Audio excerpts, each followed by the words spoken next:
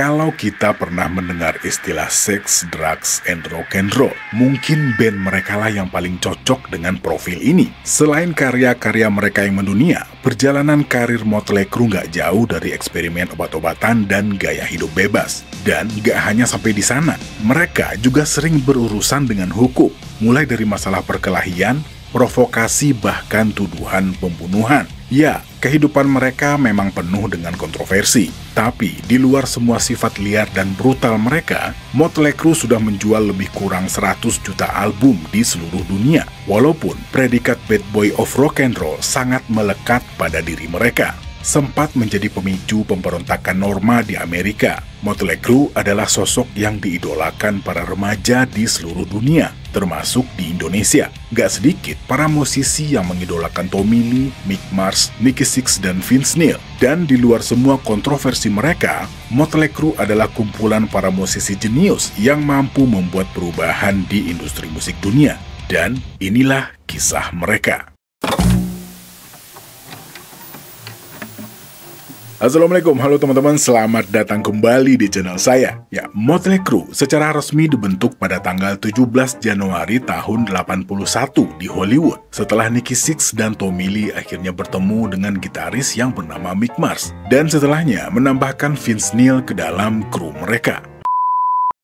Lahir dengan nama Frank Carlton Serafino Verana Jr. pada tanggal 11 Desember tahun 58 di San Jose, California, dan mempunyai darah Italia dari sang ayah. Frank dibesarkan sendiri oleh ibunya yang saat itu masih berumur 19 tahun, dan setelahnya tinggal bersama kakek dan neneknya. Frank tumbuh dengan mendengarkan Deep Purple, Harry Nilsson, The Beatles, The Rolling Stones, Elton John, Queen, dan Black Sabbath, yang kemudian menemukan T-Rex, David Bowie, dan Slade. Sebagai seorang remaja, Frank boleh dibilang cukup problematik. Saat tinggal di Idaho, beberapa tindak kriminal pun pernah dijalaninya. Mulai dari membobol rumah tetangganya, mencuri, bahkan dikeluarkan dari sekolah karena menjual obat-obatan terlarang, yang akhirnya membuat kakek dan neneknya mengirimnya kembali untuk tinggal bersama ibunya, yang saat itu telah pindah ke Seattle. Dan dari sanalah Frank mulai belajar bermain bass. When I first met him, he was hitting on my girlfriend. He was a Peter Frampton lookalike. He had a long shag haircut. He was really hot. He had like a sandy brown skin and he was real tan and he had these eyes that were just captivating. He looked like a rocker kind of guy. Dan alat musik pertamanya diperoleh dari uang hasil menjual gitar yang juga dicurinya. One day, Frank walks in a music store down in the University District with an empty guitar case. And asked for an application. When the guy turned around and went to the back room, Frank very calmly just opened up the guitar case, sticks the guitar in there, closes the case, and then waits. Instead of running out the store, he just stands there. And this person goes back, gives him the application, he says, thanks, no problem. He comes to the door, and he's all flushed, and he's breathing hard, and look what I got. And he opens it up, and I look at it, and I just can't believe what I'm looking at. And I just say, this is a guitar, this is not a bass. Pada usia 17 tahun, Frank pindah ke Los Angeles dan sempat bekerja sebagai buruh di toko minuman keras, dan juga sempat menjual penyedot debu melalui telepon dengan sambil terus mengikuti audisi untuk bermain di band. Setelah sempat bergabung dengan Sister, tapi tak lama setelah merekam demo, Frank dipecat bersama dengan rekan satu bandnya yang bernama Lizzie Gray. Dan tak lama setelah itu, mereka membentuk sebuah band yang bernama London pada tahun 78. Dan di sekitar tahun 80-an, Frank mengganti namanya menjadi Nikki Sixx setelah beberapa kali mencoba menambahkan kata-kata London dan Nine di belakang nama Nikki. Ide nama Nikki Sixx diambil dari seorang vokalis yang bernama Jeff Nicholson yang tergabung dalam sebuah band yang bernama Squeeze yang berasal dari Riverdale. London sendiri cukup populer di Hollywood pada masa itu, yang di satu sisi membuat Nikki mulai dikenal dan mulai merasakan kehidupan rockstar yang menjadi impiannya selama ini. Tapi ketegangan di dalam band menjadikan Nikki mengambil keputusan untuk meninggalkan London dan memutuskan untuk membuat bandnya sendiri. One day I'm sitting with Nikki, we're out in my car, and Nikki started crying. And I go, what's the matter? And he goes, this makes me sad to think about it. He was, hold on a second. He started crying because he was quitting the band, and I didn't know that, you know.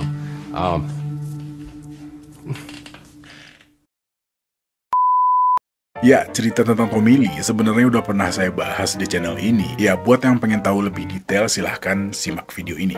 Ya, tapi biar lebih afdol ya udah kita bahas sekilas. Oke, Tommy Lee lahir dengan nama Thomas Lee Bass pada tanggal 3 Oktober tahun 62. Zeppelin, Van Halen, dan AC/DC menjadi pengaruh Tommy di usia remajanya. Singkat cerita, setelah membentuk sebuah band yang bernama Sweet 19 di akhir tahun 70-an, mereka pun mulai bermain secara reguler di sirkuit klub Sunset Strip di Los Angeles bersama dengan band-band yang sedang naik daun pada saat itu. Di antaranya ada Van Halen, Quiet Riot, dan lain-lain. Ada yang bilang kalau di sekitaran waktu inilah Tommy melihat penampilan Nicky bersama London. Terus katanya lagi, Tommy dan gitarisnya yang bernama Greg Leon sempat mengaudisi Nikki Sixx pada saat itu. Nah, mengenai pertemuan mereka, saya punya dua cerita yang berbeda. Kalau informasi dari Wikipedia mengatakan kalau Tommy datang ke sebuah pertunjukan yang menampilkan Nicky bersama London dan langsung tertarik dengan penampilan Nikki Sixx pada saat itu. Tapi ada sumber lain yang bilang, dan katanya juga valid, kalau setelah Nicky keluar dari London, mereka sengaja ketemuan buat membicarakan kemungkinan buat bikin band baru. Dan katanya Nicky lah yang pertama kali melihat Tommy, yang waktu itu masih duduk di bangku SMA dan sedang bermain dengan Sweet 19. Ya, teman-teman sendiri punya versi lain nggak? Atau mungkin punya versi yang sama di antara dua ini yang dianggap lebih kuat gitu? Ya, silahkan komen di kolom komentar. Oke, kita lanjut. Tommy sendiri bercerita setelah pertemuan dan jamming pertama mereka, keduanya langsung merasa cocok dan memutuskan untuk mencari gitaris buat band ini. So I went and met Nicky. He's playing me a bunch of stuff that immediately I just started drumming on the table too, and we hit it off like that. Setelah sebelumnya, Greg Leon memutuskan untuk keluar karena merasa tidak nyaman. Ya, katanya saya tidak pernah bermain bersama Nikki Sixx. Tommy dan saya sering bermain bersama, tapi saya langsung keluar begitu Nicky masuk. Namun mereka tidak dapat menemukan pemain gitar atau penyanyi pada awalnya. Jadi, mereka terus menghubungi saya, tapi saya menolak, kata Greg Leon.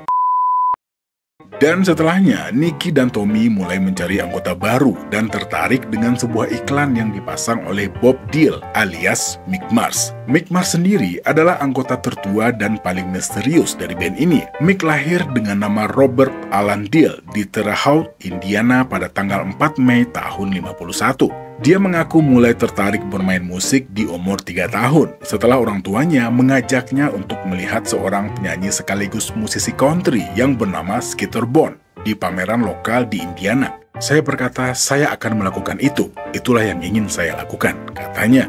Ya, Mick mendapatkan gitar pertamanya pada usia 12 tahun dari orang tuanya dan mulai rutin berlatih sejak saat itu. Tujuannya hanya satu, menjadi seorang musisi yang sukses. Saat menginjak usia 14 tahun, sebelum menobatkan diri sebagai pemain gitar, Mick memulai karir musiknya sebagai basis dengan sebuah band yang membawakan lagu-lagu The Beatles yang menamakan diri mereka dengan The Jets. Dan setelahnya, sepertinya Mick hanya ingin berfokus bermain gitar.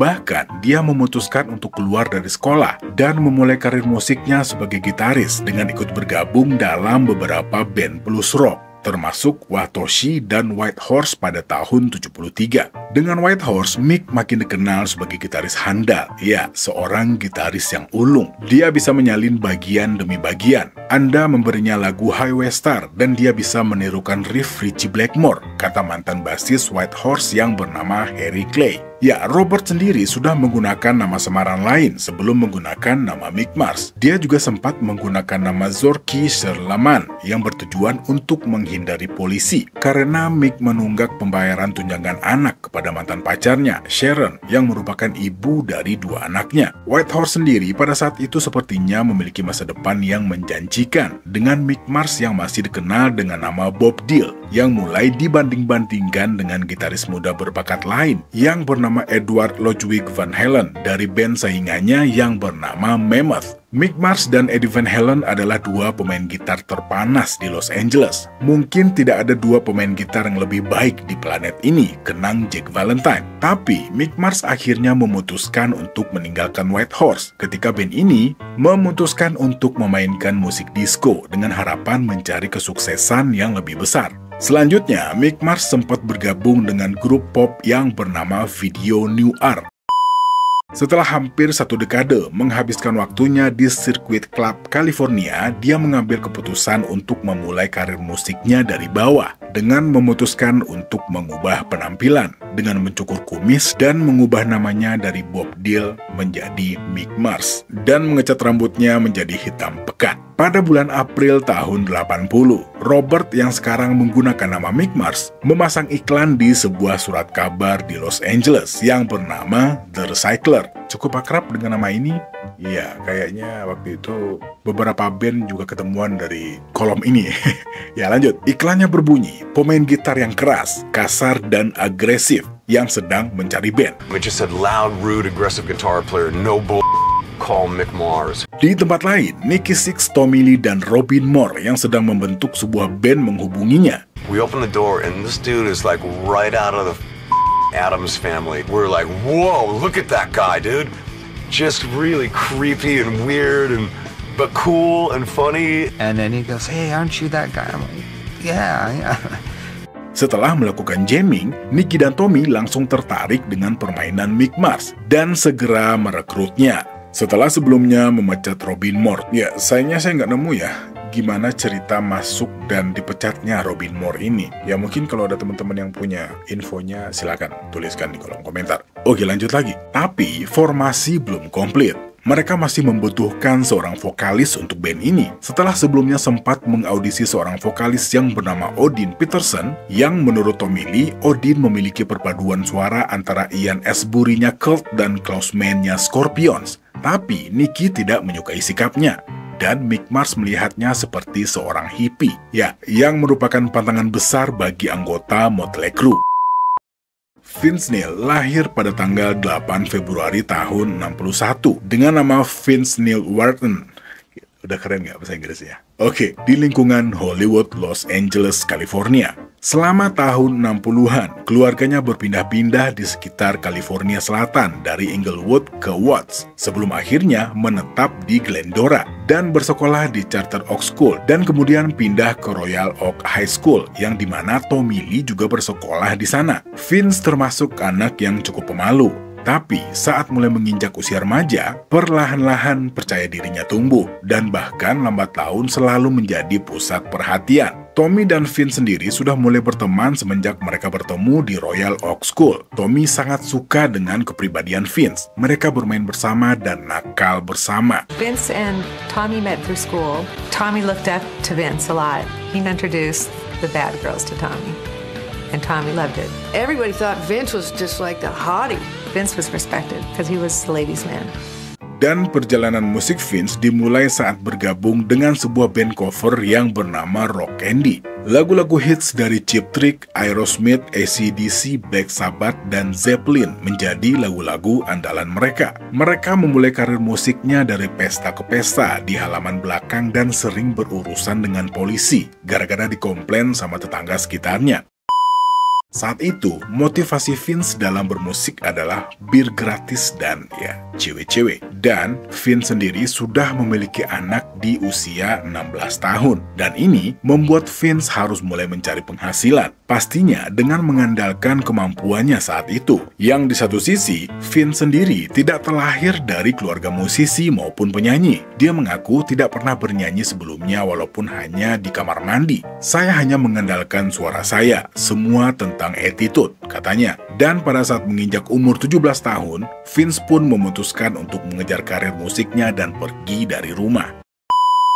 Pada awalnya, Tommy menceritakan kepada Nikki kalau dia mempunyai seorang teman yang juga seorang vokalis yang saat itu tergabung dengan band yang bernama Rock Candy. Nikki pun datang melihat pertunjukan mereka dan mengatakan, saya menemukan seorang vokalis dengan suara yang tidak biasa, katanya. Singkat cerita, setelah melihat penampilan Vince Neil dengan Rock Candy di The Starwood di Hollywood Barat, Mick Mars pun setuju untuk mengajak Vince dan mengatakan, saya tidak peduli apakah dia bisa bernyanyi. Saya tidak peduli apakah dia bisa melakukan apapun. Cara dia mengendalikan kerumunan penonton, itulah yang kita butuhkan, katanya. Ya, walaupun awalnya Vince menolak, tapi akhirnya bersedia dan menerima tawaran ini dengan pertimbangan bayaran yang akan diterimanya. Ditambah dengan situasi Rock Candy sendiri tidak seperti yang diharapkan. Saat itu, para personil bandnya mulai sibuk dengan kegiatan mereka di luar band, yang akhirnya ketika Tommy kembali menawarkan untuk audisi, Vince pun menerimanya.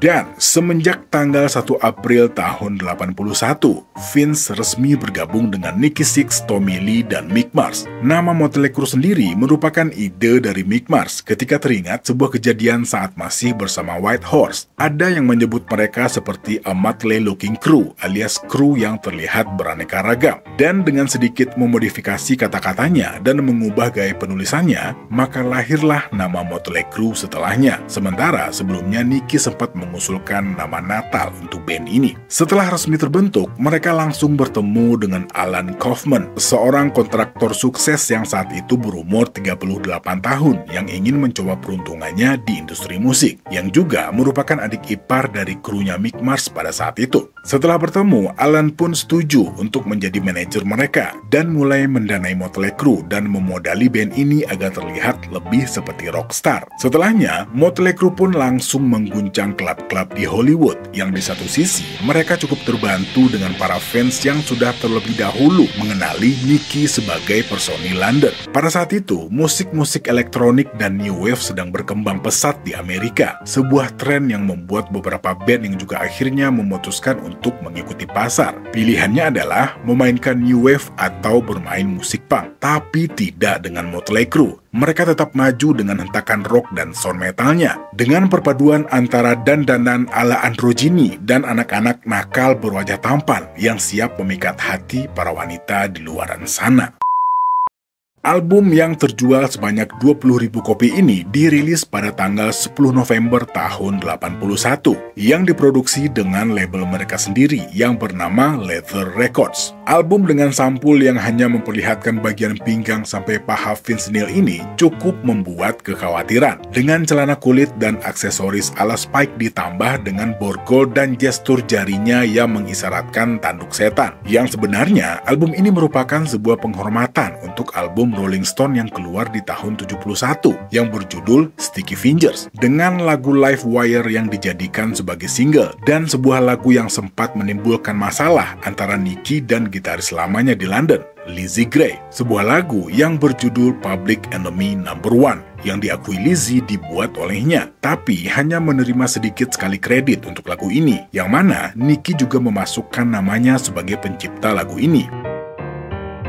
Tapi di luar semua itu, kontroversi terus berlanjut. Tur yang mereka jadwalkan di Kanada juga menuai kontroversi. Tur dengan judul Cruising Through Canada Tour 82 ini di awal perjalanannya aja udah mengalami masalah. Pihak Bandara Edmonton menangkap Vince Neil karena menggunakan pakaian penuh duri yang dianggap sebagai senjata berbahaya dan juga membawa sebuah majalah porno yang dianggap sebagai materi tidak senonoh. Walaupun akhirnya Vince dilepaskan, tapi kedua barang ini dimusnahkan pihak bandara. Dan tak hanya sampai di situ, ancaman bom pun mereka terima saat bermain di tempat yang bernama Scandal Disco di Edmonton. Walaupun ancaman ini palsu, tapi sempat membuat heboh dan masuk sebagai berita utama di halaman depan Edmonton Journal. Dan tak hanya sampai di sana, Motley Crue juga akhirnya di-ban seumur hidup dari Kanada karena Tommy Lee melemparkan sebuah TV dari jendela lantai atas sebuah hotel yang bernama Sheraton Caravan. Mungkin kalau kita lihat beritanya pada waktu itu ya, seakan-akan rockstar ini bebas buat ngelakuin apa aja gitu, dan makanya beberapa di antara anak-anak muda pada saat itu sangat ingin sekali menjadi rockstar.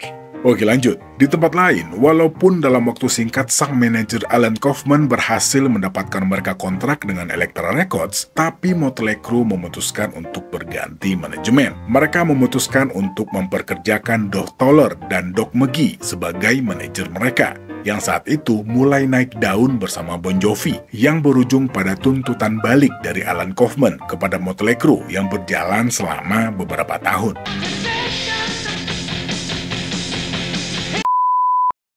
Album yang dirilis pada tanggal 23 September tahun 83 ini merupakan sebuah album yang menjadi terobosan bagi Motley Crue, dan album yang akhirnya juga meraih 4 platinum ini juga menuai kontroversi. Single yang berjudul Shout at the Devil dianggap sebagai lagu yang mengarah kepada satanisme, ditambah dengan sampul album yang bergambar pentagram yang juga dianggap sebagai simbol pemujaan setan, yang menjadikan Motley Crue menjadi musuh bagi para orang tua dari remaja-remaja yang menjadi fans mereka. Album dengan single Looks That Kill, Helter Skelter, dan Too Young to Fall in Love ini juga menarik perhatian dari seorang mantan penyanyi Black Sabbath, ya Ozzy Osbourne, dan menjadikan mereka sebagai pembuka untuk Osbourne dalam turnya di tahun 84 untuk mendukung sebuah album yang bernama Bark at the Moon, yang di satu sisi menjadikan Motley Crue sebagai band paling dicari dan diminati pada saat itu. Nama Motley Crue segera menjadi tren bagi anak-anak muda pada masanya, dengan para anggota yang terkenal dengan tingkah uniknya di belakang panggung, dengan pakaian yang aneh, riasan wajah yang tebal, dan penyalahgunaan alkohol dan obat-obatan yang akan segera menjadi masalah bagi band dan juga yang akan mengancam nyawa para personilnya.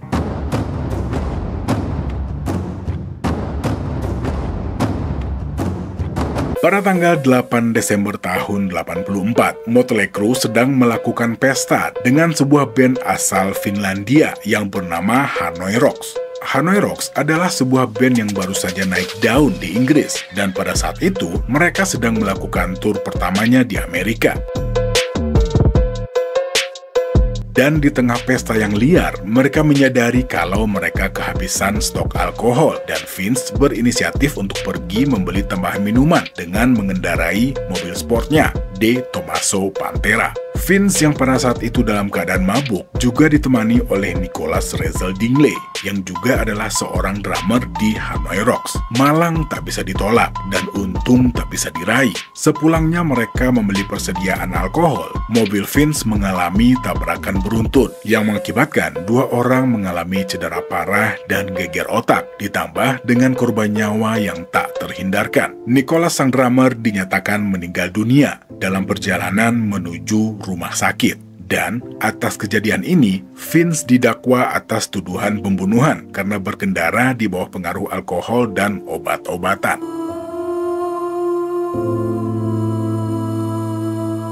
The lead singer of the heavy metal band Motley Crue was back in court today. He was ordered to begin serving a 30-day jail sentence for manslaughter and drunk driving. Tapi dengan kekuatan uang melalui para pengacara handal yang disewanya dan berkat cek sebesar $2,5 juta yang ditulisnya ini, Vince hanya dijatuhi hukuman penjara selama 30 hari dan dibebaskan 18 hari setelahnya karena berkelakuan baik. Vince sempat bilang, "Saya menulis cek sebesar $2,5 juta atas tuduhan pembunuhan berkendara. Saya seharusnya masuk penjara. Saya sangat pantas mendapatkannya. Tapi saya hanya menghabiskan 30 hari dengan tidur-tiduran dan sambil meminum bir karena kekuatan uang tersebut," katanya. Sementara di tempat lain, Hanoi Rocks terpaksa harus menghentikan tur Amerika pertama mereka karena kehilangan sang drummer.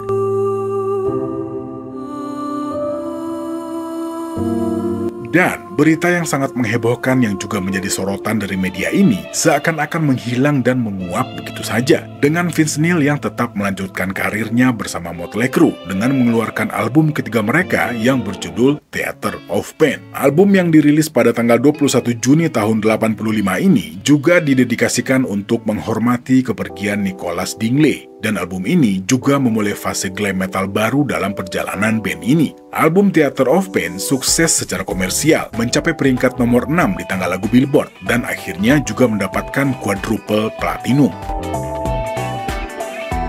Tapi di luar semua kesuksesan ini, kematian masih mengintai awak Motley Crue. Setelah kejadian kecelakaan yang menimpa Vince Neil, kali ini gaya hidup rockstar mereka hampir merenggut nyawa Nikki Sixx. Setelah perilisan album Girls, Girls, Girls pada tanggal 15 Mei tahun 87, beberapa bulan setelahnya, tepatnya pada tanggal 23 Desember tahun 87, sang basis yang juga merupakan arsitek dari band ini secara klinis dinyatakan meninggal dunia.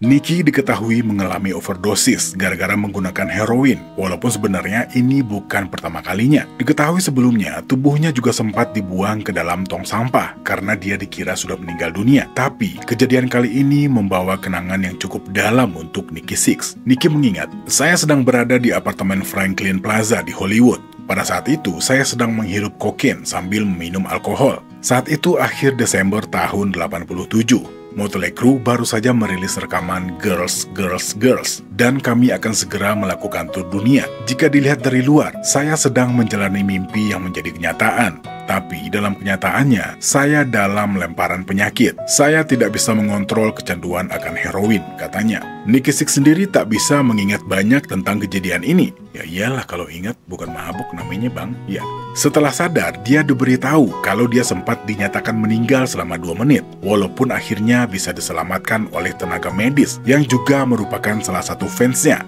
Dia disadarkan kembali melalui suntikan adrenalin. Tapi, tentu saja hal ini tak menghentikan Motley Crue untuk terus berkarya. Setelah album Girls dirilis, mereka menyusul dengan album Dr. Feelgood yang tentu saja mendapatkan banyak pujian dari para kritikus musik.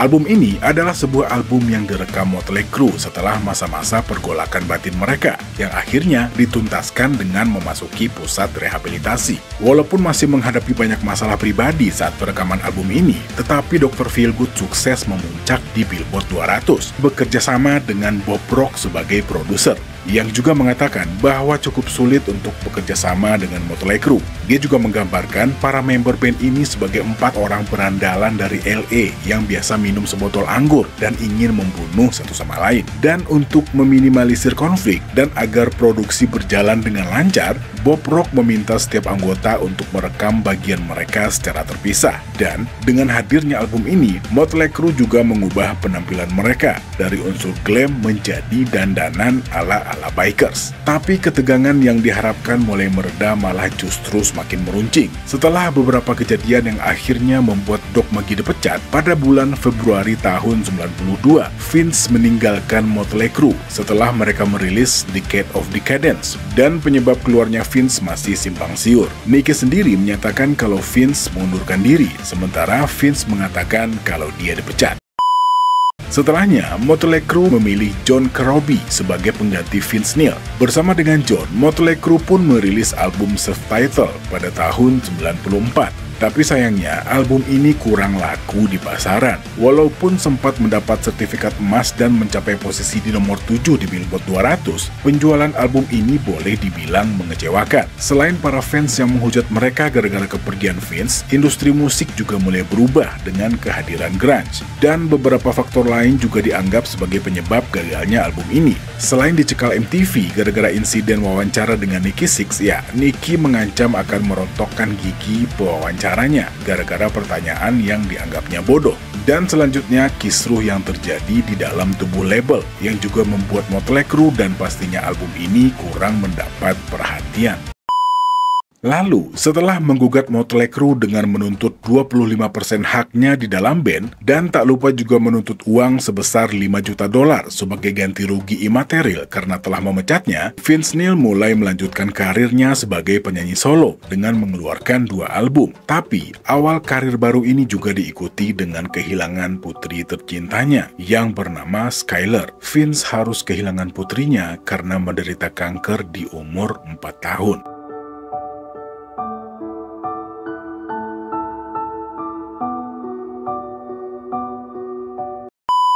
Di tempat lain, Motley Crue merasa sangat frustrasi dengan kegagalan penjualan album yang diikuti dengan tur yang juga gagal di album sebelumnya. Akibatnya, mereka pun memecat banyak orang yang bekerja untuk band ini, termasuk sang manajer Doc Toller dan produser Bob Rock. Dan kemudian, mereka memperkerjakan Alan Kovac sebagai manajer baru. Dan setelah pemecatan massal tersebut, mereka dipanggil untuk bertemu dengan CEO Warner Bros, Doug Morris, untuk mendiskusikan kondisi band saat itu. Dan Doc meyakinkan meyakinkan Nikki Sixx dan Tommy Lee untuk memecat John Corabi dengan mengatakan karena dia bukan bintang. Walaupun masih merasa keberatan dan tidak tertarik untuk kembali bekerja sama dengan Vince, akhirnya Nikki dan Tommy menerima usulan ini. Dan setelahnya, mereka pun kembali menelurkan album yang berjudul Generation Swine dengan Vince Neil yang kembali menjadi vokalis mereka.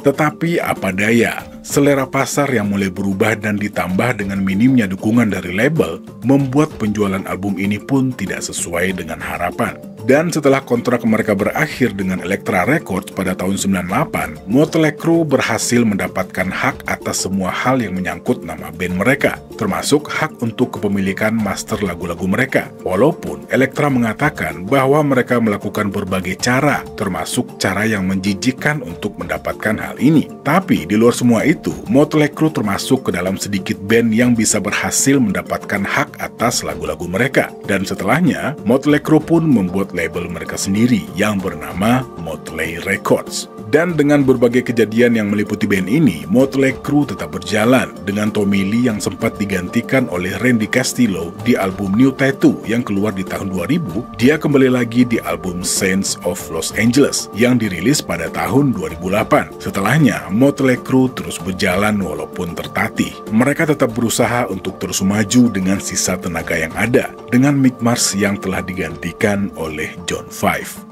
Oke, ya teman-teman, ini videonya panjang banget ya, lumayan panjang lah. Ya sebenarnya banyak banget detail-detail yang saya lewatin di video ini, termasuk beberapa cerita tentang kisah perseteruan mereka di luar band, alias di ruang sidang, dengan manajer, dengan sesama personil, dan juga dengan sesama musisi. Dan pastinya masalah-masalah yang menyangkut Tommy Lee ya.